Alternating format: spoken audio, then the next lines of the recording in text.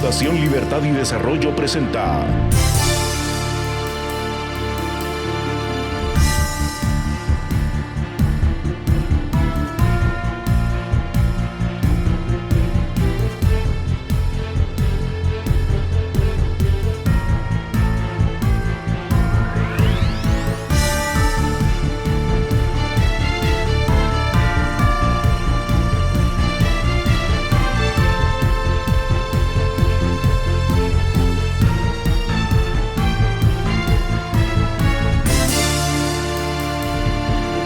Razón de Estado con Dionisio Gutiérrez.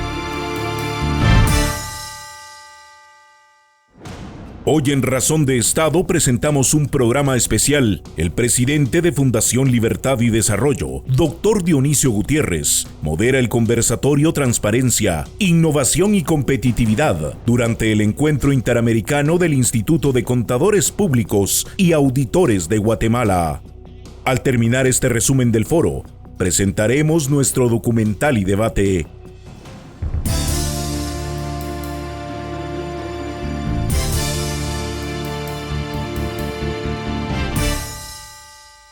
Un comentario muy breve para iniciar esta reunión esta mañana de noviembre en la que el mundo sigue dando tantas vueltas. Yo les pregunto si alguna vez ustedes han visionado cómo sería Guatemala si los partidos políticos fueran instituciones respetables, democráticas, incluyentes y representativas, donde los ciudadanos encuentran una alternativa para compartir, proponer y luchar por sus ideas y sus sueños. Imaginen partidos políticos que son instituciones democráticas de largo plazo y que tienen como misión llevar al poder a los mejores ciudadanos de la sociedad para construir una nación libre, solidaria, democrática, exitosa. Partidos políticos que lleven ciudadanos al poder de forma transparente y por méritos, con el mandato de representar al ciudadano que votó por ellos. ¿Alguna vez se han preguntado ustedes cómo sería Guatemala si la justicia fuera pronta, cumplida, igual para todos? Justicia de verdad, donde el que la hace la paga. Justicia que garantiza y da certeza a la libertad, la vida, la propiedad y la convivencia en sociedad. Imaginen un sistema de servicio civil que prepara y motiva para que los mejores de la sociedad opten por el servicio público con valores, capacidad, una remuneración justa y decorosa, un servicio civil que garantiza una tecnocracia capaz y permanente en el Estado, que administra la cosa pública, implementa y da continuidad a las políticas públicas que la nación merece y necesita. Imaginen si logramos leyes que hacen transparente, eficiente y exitosa la administración del Estado con una ley de compras y contrataciones que garantiza la excelencia en la administración pública. Estas son las iniciativas que construyen instituciones válidas, respetables, respetadas, al servicio de la nación, al servicio del Estado. Si Guatemala tiene la oportunidad de salir adelante y dejar atrás los números sociales de oprobio y vergüenza que tenemos, si Guatemala puede resolver y superar la corrupción y la impunidad que la mantienen encadenada y condenada, si Guatemala puede diseñar un modelo de desarrollo que tiene como fundamento la revalorización de la política, la decencia y la transparencia en la administración del Estado, si Guatemala es capaz de alinear estas estrellas, podemos aspirar a un futuro de promesa y bienestar. Esto depende de quienes están al frente de las instituciones. Por eso es para mí un honor representar a los tres participantes del foro central de este encuentro. Doña María Consuelo Porras Argueta, el fiscal general y gobernadora, rectora y regente del Ministerio Público. También les presento al doctor Infieri Marco Livio Díaz, superintendente de Administración Tributaria. Y luego el doctor José Ramírez Crespín, que es subcontralor de calidad de gasto público de la Contraloría General de Cuentas. Iniciamos con la primera pregunta. Señora fiscal general, doctora Porras, la corrupción de los poderosos y la criminalización de la política es una condena a muerte para la democracia y para el Estado de Derecho. la causa principal del subdesarrollo de las naciones es su subdesarrollo político. La batalla que usted puede dar con el alto cargo que ocupa tiene que ver con las reformas que el Estado necesita, a su ley electoral, al sistema de justicia, al servicio civil y la administración pública. Estas reformas solo se lograrán si son uno de los legados que usted quiere, puede y se anima a dejar a la nación. De hecho, ya se ha expresado al respecto y ha ejercido un liderazgo ejemplar e importante. El hecho de no haber elegido Cortes de Justicia después de un año de atraso, después de que todos sabemos de la injerencia de los capos de la mafia que quieren secuestrar la justicia, personajes como Gustavo Alejo, Sandra Torres, un tal Rey del Tenis, un tal Herrera, casi todos los huéspedes del Zavala y tantos otros, para no decir nombres, son solo algunos de los protagonistas de eso que llamamos la captura del Estado. ¿Cómo estamos a tiempo todavía? ¿En qué y cómo podemos ayudarla, señora Fiscal General, los ciudadanos, para que usted lidere un movimiento cívico renovador y de reivindicación para salvar nuestra democracia? De las reformas estoy totalmente de acuerdo. Todo lo que sea necesario de reformar hay que hacerlo, pero muchas veces, doctor, la ley nos da marcos suficientes para poder realmente llevar a cabo todas las acciones que legalmente le corresponde a cada una de las instituciones que conforman el sector Estado. Sin embargo, no se da. Muchas veces cualquier persona manifiesta, hay necesidad de reformar una ley, de crear una ley. Realmente la Constitución nos da tanto marco valoratorio que podamos desarrollar, y está muy desarrollado en muchas leyes. Lo que falta es la debida aplicación por parte de los operadores del sistema. Ahí es donde está radicando. Entonces yo también soy de la opinión que lo que hay que cambiar verdaderamente es a las personas. No, aunque tengamos muy buena normativa, muy buena regulación, aunque hagamos nuestro mejor esfuerzo, realmente lo que hay que cambiar es la cultura de respeto de la sociedad frente a sus leyes. Hay que saber respetar las leyes. Verdaderamente ese es el camino para poder lograr tener una Guatemala en paz, en armonía y con respeto. Consecuentemente, a raíz de la suscripción del convenio de buena gobernanza, la pretensión es precisamente eso, crear una cultura de respeto por parte de la ciudadanía, de los funcionarios, de los empleados y de todos, porque solo eso va a hacer que nuestro país pueda cambiar. Mientras no identifiquemos que el cambio debe ser cultural a nivel de que respetemos las leyes, todos los ciudadanos, vamos a estar muy cortos, aunque hagamos nuestro mejor esfuerzo en poder cambiar cualquier legislación, doctor. Yo creo que aquí los pasos firmes es armonizarnos todos, decir qué es lo que nos hace falta, crear esa cultura de respeto de todos los ciudadanos, no seguir trasladando esos mensajes que solo construyen ¿qué? Una sociedad igual, porque todas las nuevas generaciones son imitadores del comportamiento de los adultos. ¿Qué estamos dejando? ¿Qué realmente estamos transmitiendo? Tenemos que ser muy consecuentes con lo que queremos, una mejor Guatemala. Luchemos juntos, cambiemos realmente todo lo que hay necesidad de cambiar en forma conjunta. Las conductas hay que cambiarse. Tiene que entender que el funcionario que entra a ocupar un puesto es para ir a servir a su pueblo, no para irse a servir el de su pueblo. Consecuentemente, hay que realmente reformar lo que sea necesario para que el funcionario que se involucre en cualquier acción de una vez quede sin la posibilidad de volver a accesar a un puesto público. Así se va eliminando, ¿verdad? Decisiones puntuales que tenemos los guatemaltecos que asumir. Esa sería mi respuesta en esta materia, doctor. Bueno, pues celebramos. Yo obviamente estoy totalmente de acuerdo en que si yo tengo que liderar y juntar a todos los sectores a decirles, bueno, se va a hacer esto, porque esto es lo necesario, yo lo hago encantada, porque siempre he tenido el espíritu de servir a mi país y servirle con energía, servirle con profesionalismo, servirle con técnica. Me encanta trabajar en favor de mi país y yo lo haría encantada. Pues gracias, señora fiscal, y además su trayectoria lo demuestra y lo confirma. Le tomamos la palabra. usted tiene y ejerce un liderazgo importante, está en una posición desde donde puede hacer muchísimo por Guatemala, como de hecho lo está haciendo.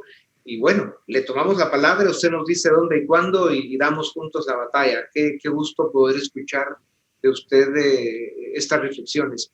Licenciado Díaz, superintendente de la SAT, como ya lo presentamos, las estructuras criminales encuentran su base y su ratonera en las aduanas, las fronteras porosas y el contrabando. Esto, más que un problema de evasión fiscal, supone una amenaza a la seguridad nacional. Por aire, mar y tierra entran a Guatemala, además de contrabando, mercancías ilegales, drogas, armas y tráfico humano. En un minuto, ¿tiene la SAT los recursos y las capacidades para enfrentar el poder de las organizaciones criminales que tienen desde hace muchos años y con el apoyo de parte de las fuerzas de seguridad que no cumplen con su responsabilidad? Enorme control de puertos, caminos, carreteras y aeropuertos. Gracias, doctor Gutiérrez. Bueno, como les comentaba, creo que mucho nuestro enfoque, en primer lugar, del personal de la Gerencia de Asuntos Internos y pruebas de confiabilidad empezó en aduanas. Los empleados que se pensaba que participaron de una u otra forma fueron removidos de las aduanas principales y pasados a otros puestos, y ha habido una depuración interna muy grande. ¿Qué hemos hecho ahora? Yo la verdad que puedo decirle a la población y a los amigos de América Latina que hemos avanzado muchísimo. Quiero mencionar algunas cosas que en esta administración se han logrado. Por ejemplo, ya tenemos acceso a todas las cámaras en los puertos y rampas, que no existía. El puerto ya graba la información en nuestro web service, que tampoco se había podido lograr. Ordenamos el movimiento de contenedores en los principales puertos y pusimos un control que le llamamos el control de contenedores. Ahora hay cámaras desde que bajan del buque, le tomamos una foto y se hace un inventario. Y los puertos tienen que entregarnos inventariados los contenedores que entran y salen, que pagan impuestos. Las primeras auditorías no fueron satisfactorias, pero ahora ya hemos logrado auditorías con 0 diferencia. También tenemos los puestos de control con apoyo del Ministerio de Gobernación y Ministerio de la Defensa, que revisan la mercancía después de la salida de los puertos. Es muy difícil controlar todas las entradas de puntos ciegos, así que estamos poniendo puestos de control en carreteras con ayuda de la Embajada de Estados Unidos. Hay 2 y ya notamos un aumento en la recaudación donde están funcionando los puestos, y van a haber un anillo de 12 puestos de control. Estamos por imponer el tercero y espero que este año logremos poner 4 puestos de control. Todo esto hecho con INCOM, que también participa el sector privado. Estamos firmando convenios para intercambio de información. Ya lo hicimos con Aduana de México. El día viernes anuncio como primicia que vamos a firmar con Aduana de Estados Unidos. Ya vamos a obtener toda la información de precios de importaciones y exportaciones con la principal aduana del socio comercial, que es Estados Unidos. Eso es de manera general con todas las aduanas en Estados Unidos. Estamos por firmar dentro de 15 días unos convenios con la OMA, y es algo que también quiero resaltar. Después de caer tan bajos en aduanas en el año 2015, este año nos eligieron como vicepresidentes de OMA. Es un respaldo de América Latina hacia nuestra gestión. Actualmente el país es el vicepresidente regional para la Organización Mundial de Aduanas. Pues gracias, ¿no? Las batallas se ve que son formidables. Doctor Ramírez, hablando de lucha contra la corrupción, de los cientos de casos que han salido a luz pública desde 2015, en ninguno se ha percibido que ha acertado la Contraloría, es decir, la llamada a fiscalizar los recursos públicos no ha estado presente en esos grandes casos. ¿Por qué esta institución se percibe que siempre llega tarde a fiscalizar los casos de corrupción o llega cuando el robo de fondos públicos ya se produjo? Le damos 1 minuto y medio. Gracias, doctor. Respondo concretamente. Bueno, creo que se percibe eso porque hay que tomar en cuenta que nuestra auditoría es una auditoría ex post, es decir, posteriormente a la realización de las operaciones. Pero por eso era que yo en mi intervención dije que nosotros estamos cambiando el enfoque de la auditoría. Es decir, Ahora lo estamos viendo desde un punto de la función del riesgo, una fiscalización basada en riesgo, para que nosotros seamos más efectivos. Además, aquí me permito contarles que nosotros tenemos 3 tipos de auditoría que realizamos. La auditoría financiera, que es la que ve la parte de los estados financieros, el ingreso, los egresos del Estado, y la auditoría de cumplimiento, que es lo que buscamos, el cumplimiento de normas.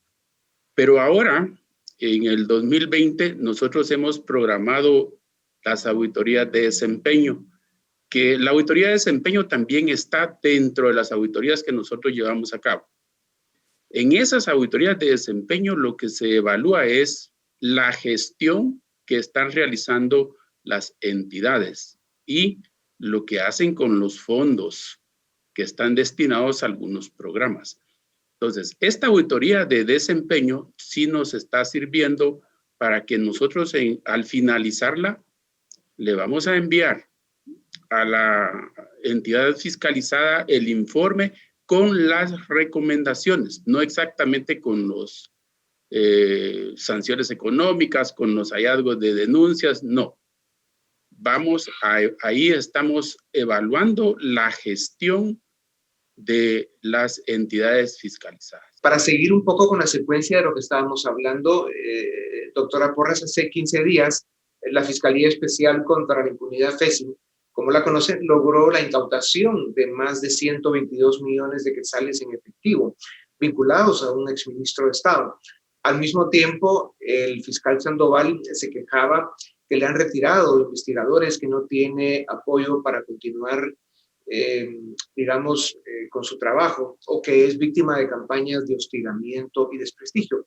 ¿Por qué, señora fiscal, se ha creado la percepción de que usted no está tan satisfecha con el trabajo de la FESI?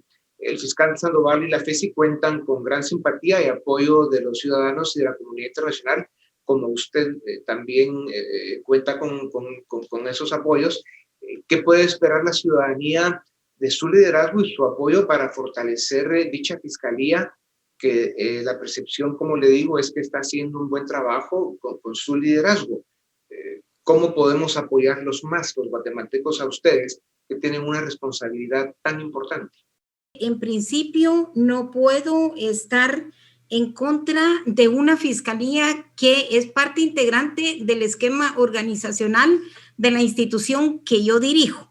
En primer lugar, los resultados que están dando son más que obvios, como le manifestaba, haciendo el comparativo cuando tuvimos a CICIG y ahora sin CICIG, hemos duplicado o triplificado el trabajo de la FESI en el Ministerio Público, lo que quiere decir que sí podemos estar confiando en que tenemos un Ministerio Público fortalecido con fiscales capaces. En cuanto a realmente las informaciones que usted manifiesta del señor Sandoval, obviamente tiene todo el respaldo, todo el apoyo. Yo he sido la fiscal que incorporé a la FESI, que le dio una unidad de soporte técnico y consecuentemente le hemos dado pues todo lo que está al alcance del Ministerio Público e inclusive manifestarle que el esquema de seguridad que se le ha dado al licenciado Sandoval es el más grande que tiene todos los funcionarios del Ministerio Público. ¿Eso qué quiere decir? Que tengo todo el compromiso de poder apoyar y servirle no solo a la FESI, a todas las fiscalías, porque es mi compromiso y mi responsabilidad poder realmente responderle a todas las fiscalías a nivel nacional, como en efecto se ha hecho. Por el otro lado, en cuanto a que si hay alguna denuncia que cualquier ciudadano me presenta, mi obligación es darle viaje como cualquier otra denuncia en contra de cualquier funcionario del Ministerio Público, por cuanto que siempre voy a actuar de conformidad con la ley. No puedo omitir que sea presentada una denuncia y que no se le dé trámite, porque eso sí sería una arbitrariedad legal.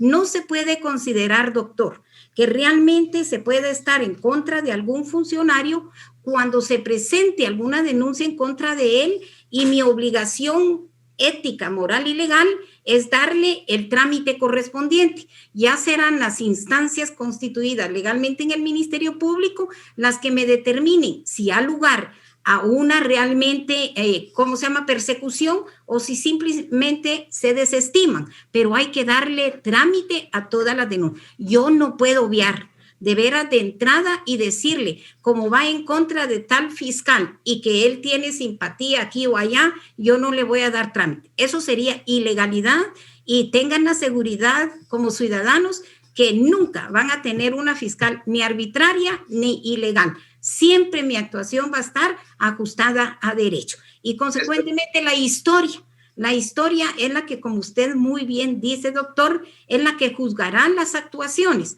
y ninguno se tiene que estar quejando. Como bien lo decía el licenciado Livio de la superintendencia, todos debemos estar sujetos a regímenes disciplinarios, todos tenemos que estar sujetos a poder tener una investigación. Eso es construir un verdadero Estado de Derecho.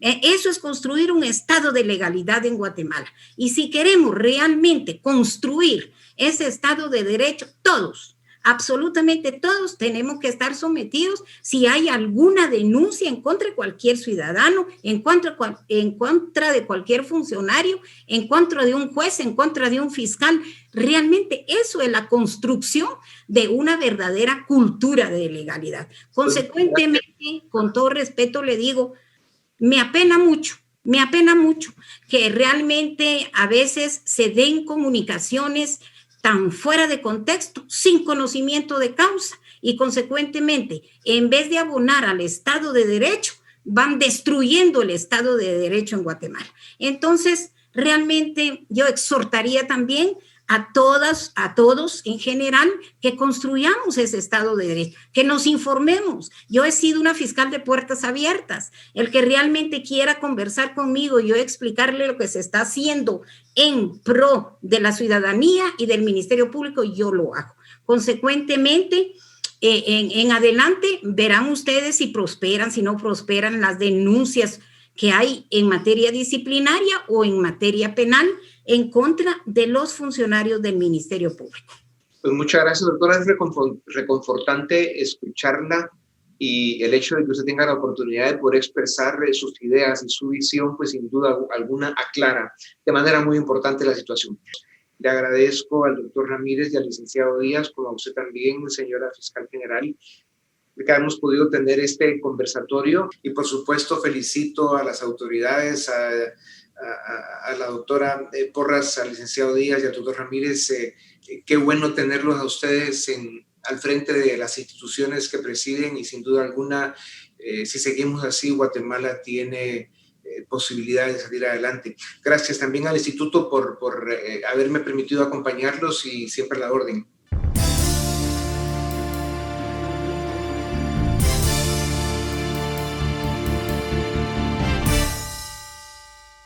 Desde Fundación Libertad y Desarrollo y desde esta tribuna, llevamos varios años insistiendo en la importancia y en la necesidad de fortalecer las instituciones de nuestra democracia. Hemos afirmado y repetido con insistencia que, para iniciar esta larga jornada, debemos hacer 4 reformas indispensables al Estado. El crecimiento económico y el desarrollo social son posibles solo en un marco de estabilidad, certeza y garantías. Por eso, y con más razón, en este momento en el que Guatemala se enfrenta al mayor reto de su historia, a causa de la debacle que está causando la pandemia, debemos encontrar las formas más rápidas y efectivas para reactivar la economía, atraer inversiones, generar oportunidades de empleo y aliviar las graves consecuencias sociales que la crisis está causando. Estos desafíos extraordinarios solo son posibles si el Estado cuenta con instituciones respetables, fuertes e independientes.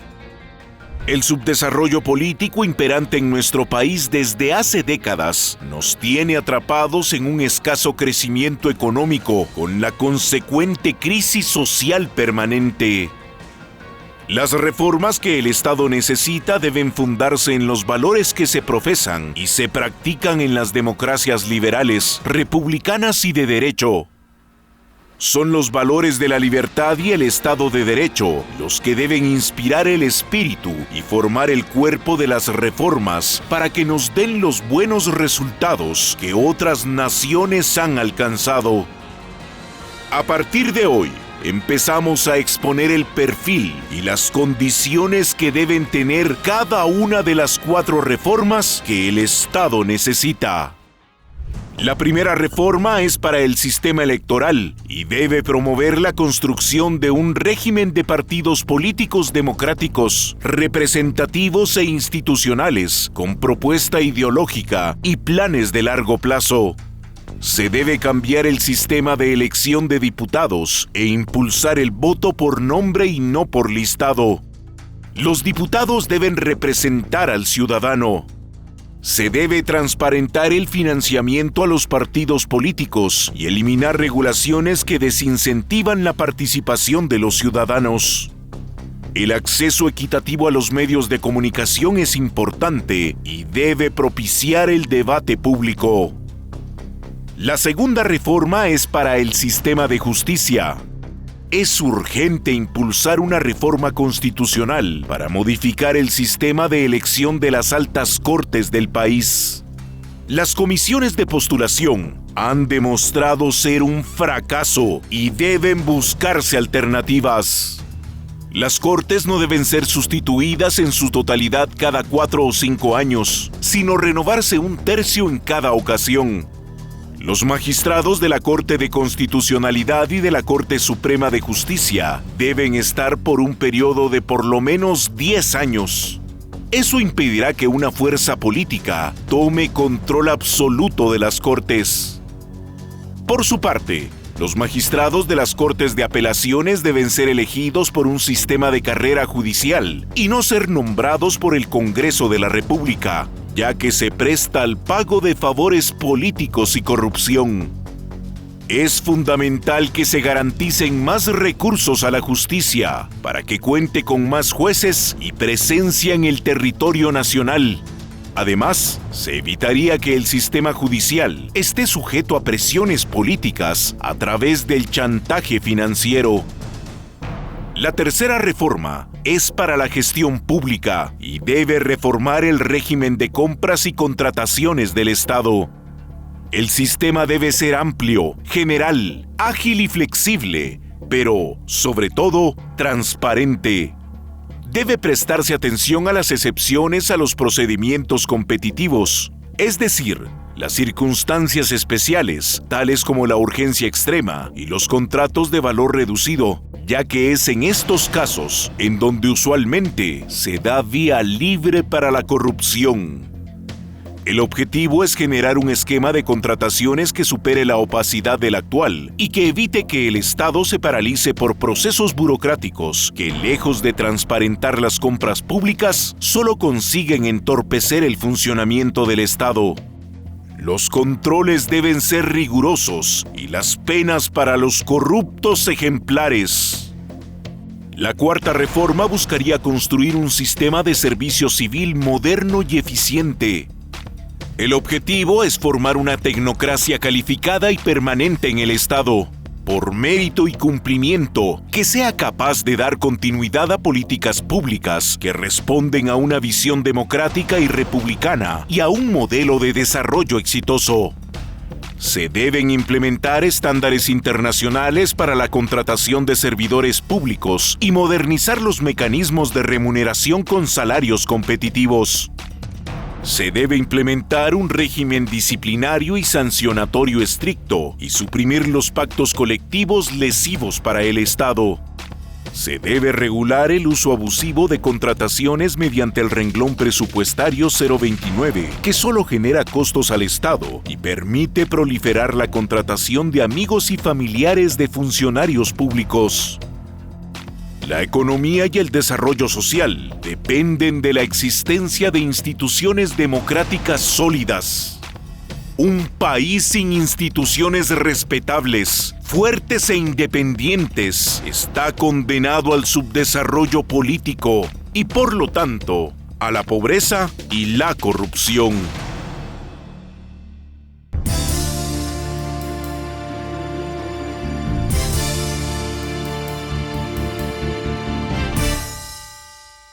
Iniciamos el debate en Razón de Estado. Hoy vamos a discutir sobre la reforma del Estado y contamos con 3 invitados. Cristian Castillo, analista político; Dafne Posadas, directora de Estudios Internacionales de la Fundación Libertad y Desarrollo; y Luis Miguel Reyes, director del área social de la Fundación Libertad y Desarrollo. A los 3, bienvenidos. Cristian, quisiera empezar con usted.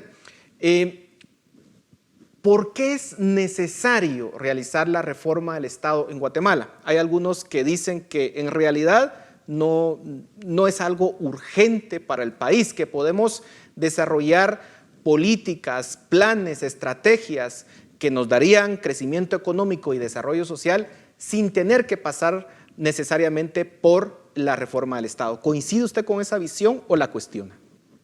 Desde ningún punto de vista, pero antes quiero agradecer la oportunidad y el gusto de compartir con ustedes en este espacio. Yo negaría esa afirmación de don Paul porque la agenda de reforma del Estado es una agenda pendiente que tiene 25 años de retraso.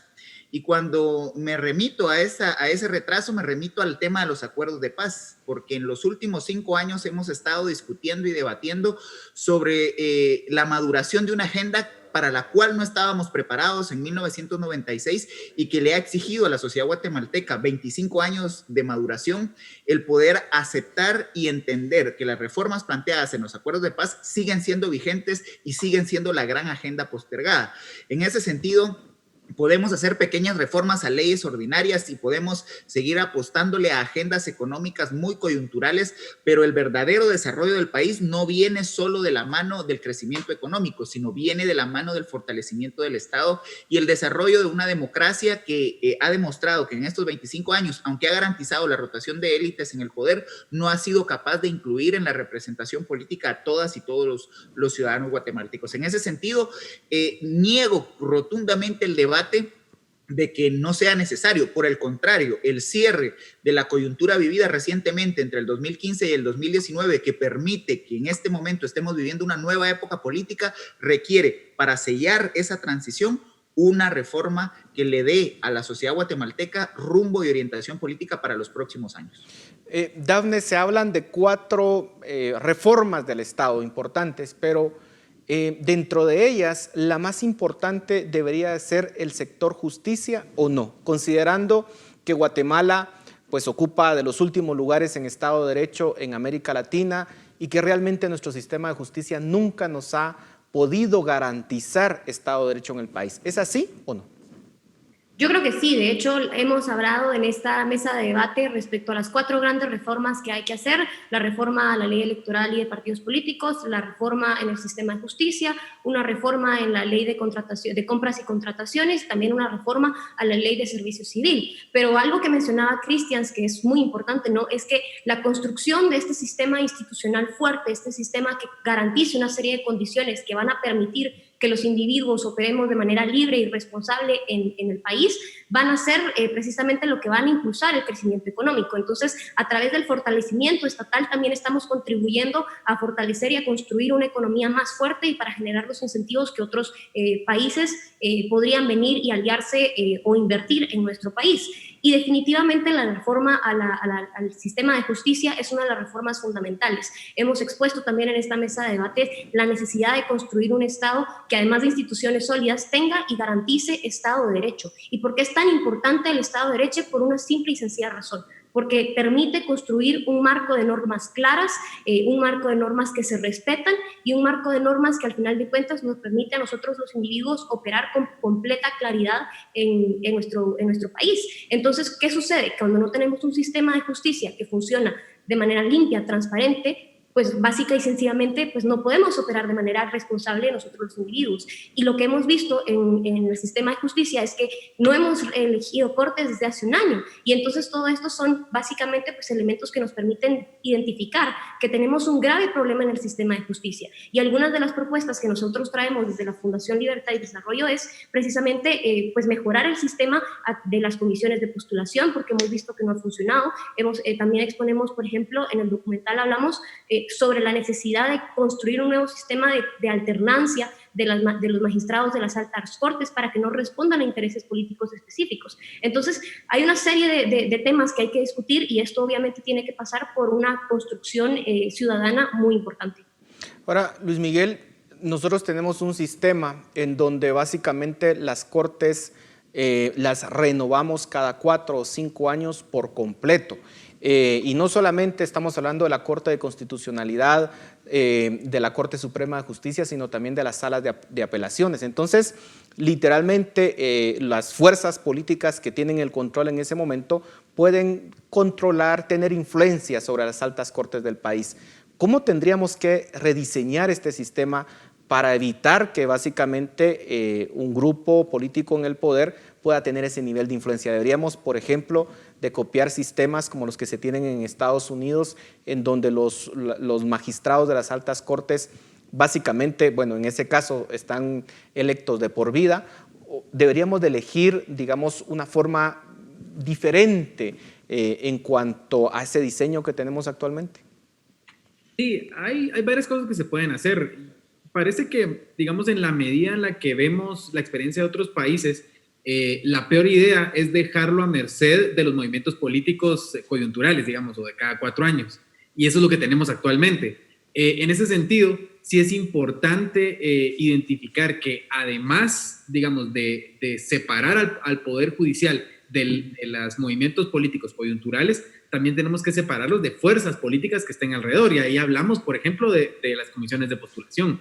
Y cómo, digamos, en el diseño original de este sistema que tenemos actualmente, se pensó que el darle entrada a la academia, que el darle entrada a los colegios profesionales iba a limpiar un poco, digamos, de las manchas políticas que pudiera tener la elección del sistema de justicia, pero más bien lo que hizo fue politizar la academia y los colegios profesionales. Entonces, lo que tenemos que hacer es buscar una forma de dar balance a eso, porque algo es cierto, no podemos quitar el tinte político de la elección. O sea, siempre va a estar involucrada la política, siempre van a estar involucrados los políticos, porque al final de cuentas son nuestros representantes ante el poder. Pero lo que tenemos que hacer es lograr mayores formas de darle control a ese poder para que el poder no logre, primero, tener control total del sistema de justicia, que digamos ese es el escenario al que vamos caminando posiblemente entre este año y el siguiente, y segundo, no tenga influencia de agentes externos que lo que quieran es procurarse impunidad. Entonces, si logramos en mayor medida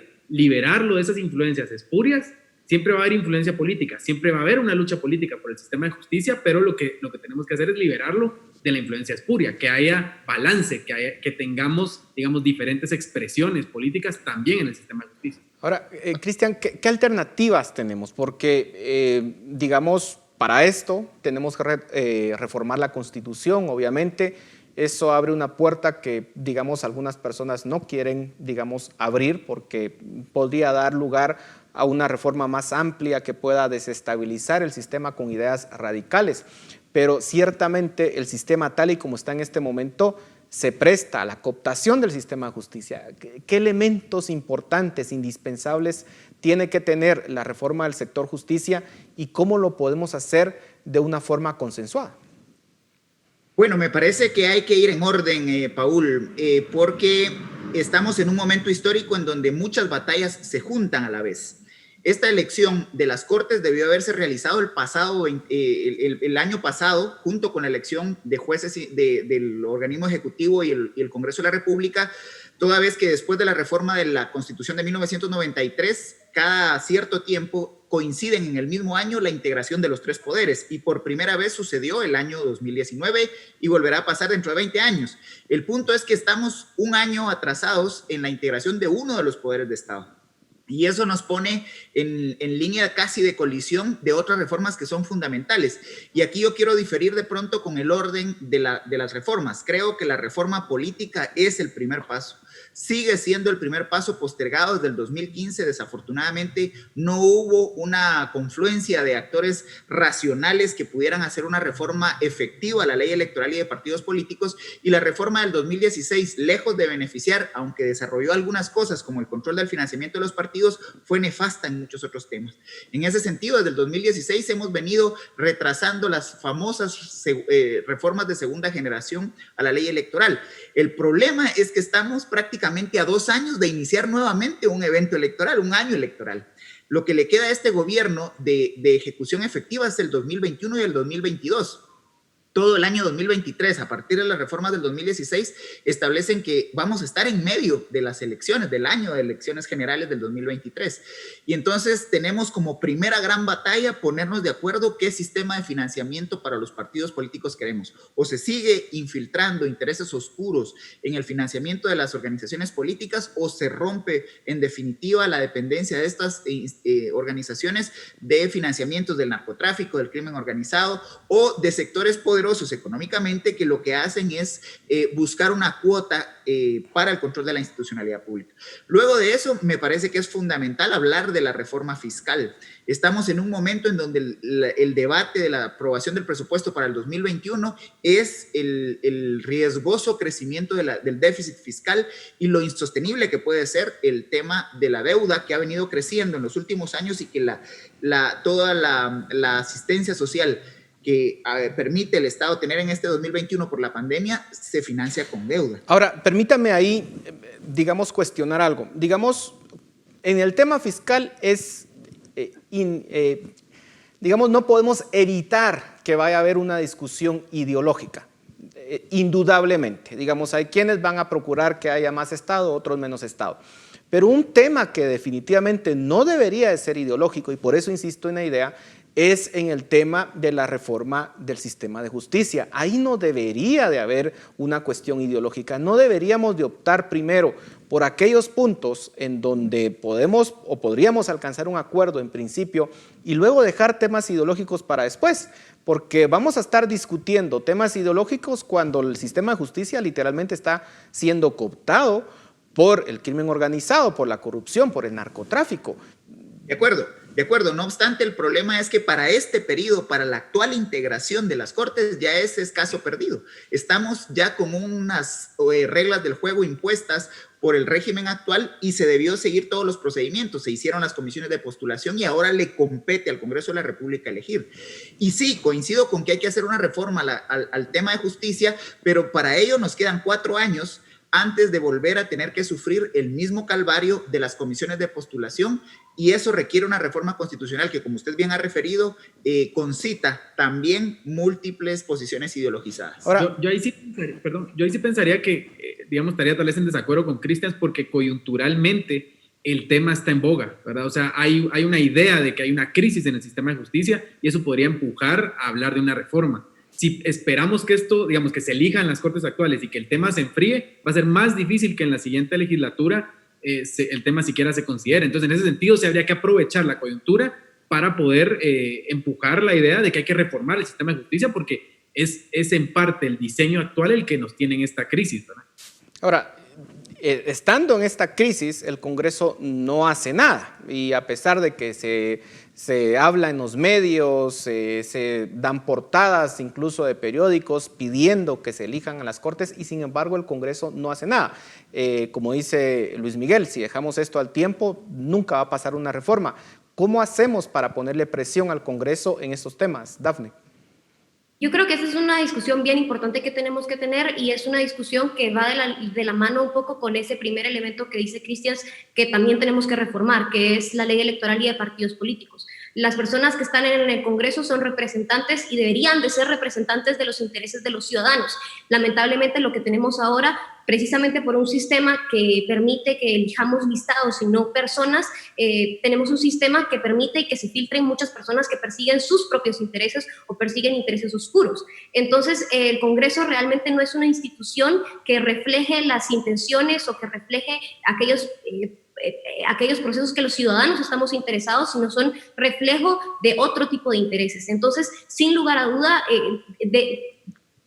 presionar al Congreso para elegir Cortes es una decisión que tenemos que tomar todos los días los ciudadanos, que tenemos que empujar que se escojan las altas Cortes, pero también creo yo que la reflexión es un poco más allá de eso, ¿no? ¿Qué podemos hacer en el corto plazo? Fiscalizar, estar presentes en las discusiones que tenemos que hacer, pero en el largo plazo creo yo que debemos presionar para que se efectúe una reforma a la ley electoral y de partidos políticos que nos permita a nosotros los ciudadanos, que nos devuelva el poder a nosotros los ciudadanos para poder escoger quiénes son las personas que van a estar ahí en ese espacio de decisión. Entonces, en la medida en la que nosotros no tenemos esta capacidad como ciudadanos de elegir a nuestros propios representantes, de fiscalizar a nuestros propios representantes, pues se va convirtiendo en un proceso bastante difícil, y lo que provoca es precisamente pues este proceso de desafección de la política, ese proceso de desafección con las autoridades que tenemos, ese proceso de los ciudadanos que sienten rechazo frente a los procesos políticos. En la medida en la que eso va ocurriendo, pues nos vamos alejando más del estado ideal de las cosas, del gobierno, del gobierno que queremos y no del gobierno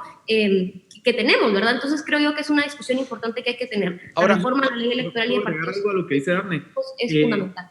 Luis Miguel. Aquí hay un problema muy serio, digamos, y es que hay grupos del crimen organizado, hay personas acusadas de diversos crímenes dentro del Congreso, y estas personas lo que están es velando porque se elijan cortes que les puedan favorecer. Entonces, aquí está claro, ¿verdad? No vamos a lograr empujar una reforma al sistema de justicia que beneficie al sistema de justicia mientras tengamos a estas personas dentro del sistema. Ahora, no podemos sacarlos ahorita, ¿verdad? Eso no lo vamos a hacer. Lo que podemos es ejercer presión ciudadana sobre ellos, exponerlos y decir lo que son para que les dé vergüenza, tal vez, ojalá, y con eso se hagan a un lado y dejen que digamos, hayan grupos de sociedad civil y los diputados sanos, que hay varios diputados sanos dentro del Congreso, los que puedan liderar esta reforma. Ahora, se van a necesitar sus votos, eso sí, pero ahí es presión que se sientan presionados. Y hay varios ejemplos de ocasiones en las que se han sentido presionados estos criminales que están en el Congreso y que terminan aprobando cosas que van contra sus intereses. Ha pasado, puede pasar otra vez.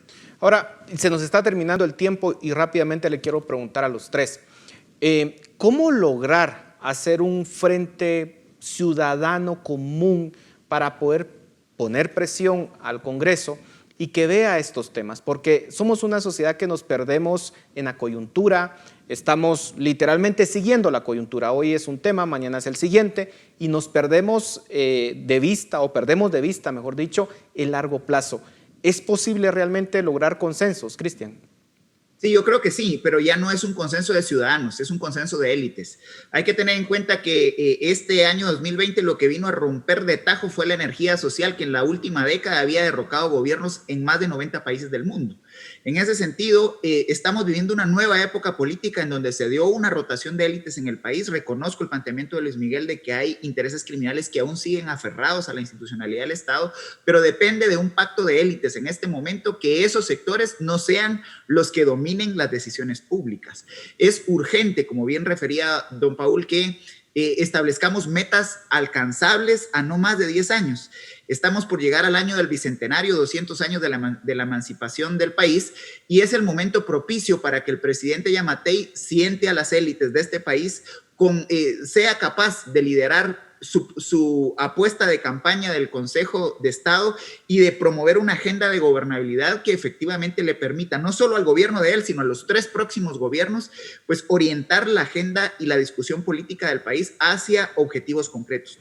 Nos quedan 10 años al 2030 de la agenda de los objetivos de desarrollo sostenible. Creo que este es el momento de llegar a esos acuerdos. A nosotros nos quedan 20 segundos de programa. Dafne, tus conclusiones rápidamente.